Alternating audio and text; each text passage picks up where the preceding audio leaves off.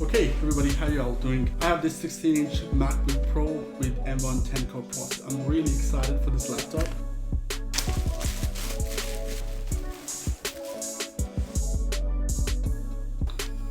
Oh, that is nice. I'll just put it here.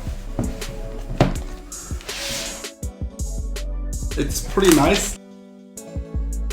So let's get this out from this paper. Wow.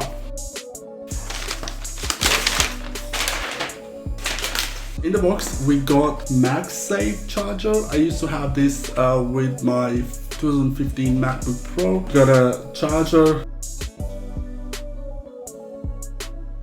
And for the first time, I am going to open this. Okay, are you ready? 1, 2, 3. Oh wow, this is nice.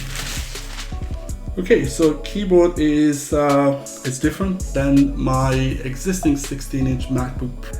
And we have this HDMI port, Thunderbolt port, and SD card slot, and then 2 Thunderbolts and a headphone jack. The first impression is pretty good.